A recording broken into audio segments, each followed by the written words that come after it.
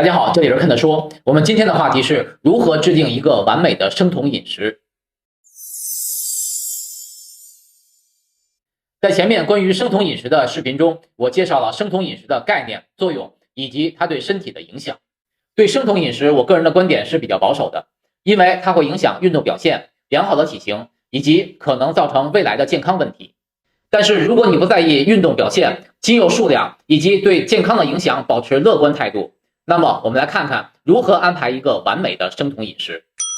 首先我们来看一下生酮饮食的营养素搭配比例。在以前的视频中我讲过，生酮饮食的营养素搭配是脂肪的摄取占总热量的 70%到80%， 蛋白质占 20%到25%， 碳水化合物占 5% 到 10%。 那么这个比例是为了达到使用酮体和脂肪功能的目的，所以可以看到脂肪的摄取比例很高，碳水化合物的摄取比例很低。其实在这个比例中不能变化的是碳水化合物的摄取，因为一旦碳水化合物的摄取增加了，身体就会使用糖分功能了。但是脂肪的摄取比例是可以调整的，毕竟这么大的脂肪摄取比例意味着你每天要食用大量的油脂，大多数人都无法适应这样的饮食。我个人曾经使用过高脂肪比例的饮食，每次吃完饭或者吃饭时喝几勺油来增加脂肪的摄取量，比较腻，我想你隔着屏幕也能感觉到。那么调整的方法就是增加蛋白质的摄取，来填充脂肪的摄取份额。具体的方法是在生酮饮食的最初阶段，你要按照脂肪摄取的热量占总热量的 70%到80%， 蛋白质占总热量的 20% 到 25%， 碳水化合物占总热量的 5% 到 10%。 食用2至4周以后，记住至少是2周，你可以将蛋白质的摄取比例提高至 30% 到 35%， 将脂肪的摄取比例降低至 60% 至 70%，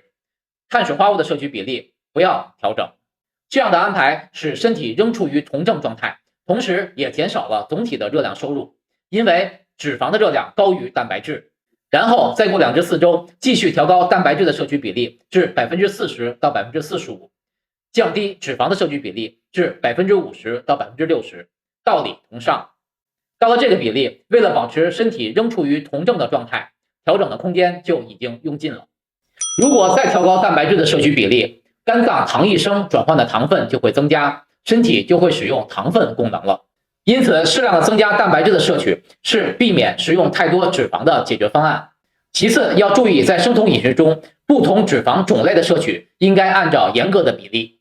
脂肪可以分为饱和脂肪酸、单不饱和脂肪酸和多不饱和脂肪酸。饱和脂肪酸在常温下呈固态，例如动物的油脂、奶制品、棕榈油、椰子油以及加工的肉食和烘焙食物。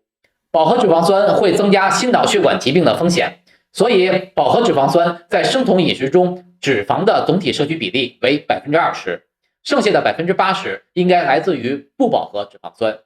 单不饱和脂肪酸例如橄榄油、菜籽油、花生油，多不饱和脂肪酸例如鱼油、坚果、植物油等等。具体的食物请根据自己的口味和条件去网上查询。所以生酮饮食并不是让你大肥肉可劲造，来自所谓垃圾食物的脂肪只能让你的血脂增加，所以应该限制在占总体比例的 20%。 第三，一定要额外补充维生素、电解质、膳食纤维以及肠道益生菌。生酮饮食中限制了富含碳水化合物的食物，这可能导致某些维生素摄取量不足，例如维生素 C、维生素 K、维生素 B 族。生酮饮食初期，身体通过尿液排放大量的水分，导致电解质丢失，例如钾、钠和镁。电解质对于维持水分平衡、神经系统以及肌肉功能有重要作用。额外补充电解质有助于避免因电解质失衡带来的生酮流感、抽筋等现象。膳食纤维有助于保持肠道健康，降低胆固醇，控制血糖以及维持饱腹感。在生酮饮食中额外补充膳食纤维有助于维持正常的消化系统功能。膳食纤维的减少可能对肠道微生物群产生影响，改变肠道益生菌的数量。肠道益生菌对于维持健康的肠道环境、免疫功能以及营养的吸收有重要作用。补充益生菌有助于改善肠道菌群平衡，维持肠道健康。不过这些营养物质的补充问题比较好解决，只要选择营养补剂就可以了。最后要注意的是定期测试体内铜的含量。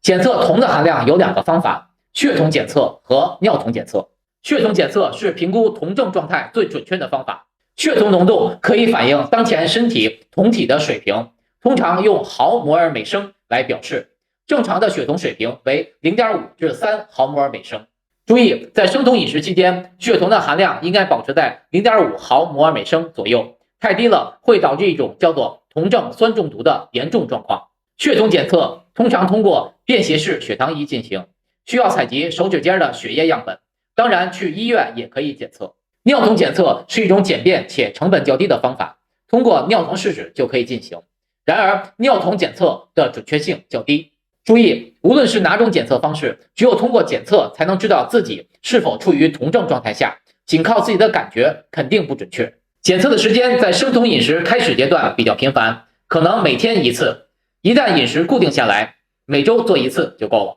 通过上面的4点，你就可以做出完美的生酮饮食。不过，这要经过对各种食物以及营养素的了解，选择出适合自己的食物和营养补剂，同时时刻监测自己的状态。好，我们来总结一下今天的话题。生酮饮食的高脂肪、适量蛋白质、低碳水化合物摄取比例是可以调整的。除了碳水化合物的摄取比例不能变化以外，可以调低脂肪、调高蛋白质的摄取比例。但是调整的步骤一定要逐步完成，在不影响生酮饮食效果的情况下，可以将脂肪的摄取比例调整至 50% 到 60%， 将蛋白质的摄取比例调整至 40% 到 45%。生酮饮食的脂肪摄取要按照饱和脂肪酸 20%、单不饱和脂肪酸和多不饱和脂肪酸各 40% 的比例安排，拒绝大量来自垃圾食物的脂肪。生酮饮食期间要额外补充维生素、电解质、膳食纤维和肠道益生菌，注意使用测试血酮的方法，定期测试血酮含量，以保证身体处于酮症的状态下。如果按照今天我讲的内容安排生酮饮食，相信你会感受到生酮饮食给你带来的改变。希望今天的话题可以帮到你，谢谢大家的观看，我们下次再见。